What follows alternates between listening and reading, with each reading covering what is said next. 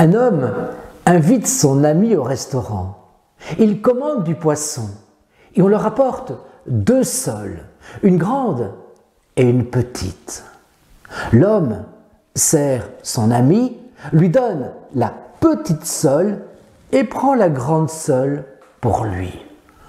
Son ami s'en étonne et lui dit « Mais enfin, je suis ton ami, tu m'invites, tu me sers et tu me donnes la petite sole. » L'autre lui répond « Si tu m'avais servi, laquelle des 2 soles m'aurais-tu donné?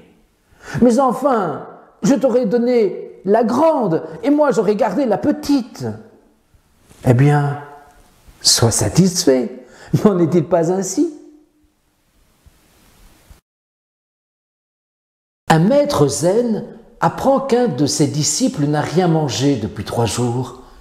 Il part à sa rencontre pour connaître les raisons de ce jeûne. « Je lutte contre mon moi, dit le disciple. « C'est difficile, répond le maître, c'est très difficile.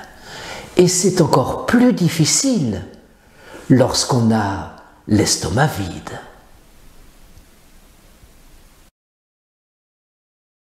Un démon rencontre un autre démon qui se roule sur le sol, qui crie, qui pleure, qui se lamente, comme saisi par une douleur sans égale.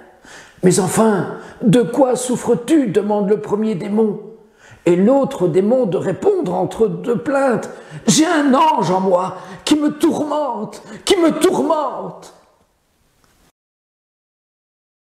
Mon histoire se passe en Inde. Un homme voyage en un train particulièrement bondé. Soudain, le wagon est agité par un chaos et l'homme perd une de ses sandales. Aussitôt, il retire la 2e sandale et la jette. Un homme qui était assis à côté de lui s'en étonne. « Je n'ai que faire d'une sandale. Si quelqu'un trouve la sandale qui est tombée, ça ne lui servira pas davantage. Autant qu'il trouve les 2. »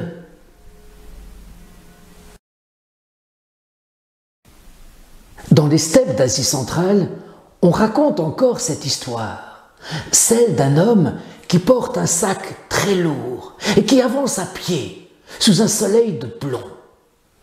À un moment donné, il rencontre un autre homme qui lui dit « Mais enfin, que portes-tu dans ce sac ?»« Des serviettes. »« Des serviettes? Mais pourquoi faire ?»« Pour m'essuyer le visage. » Mais enfin, c'est insensé, il y a certainement des centaines et des centaines de serviettes dans ce sac.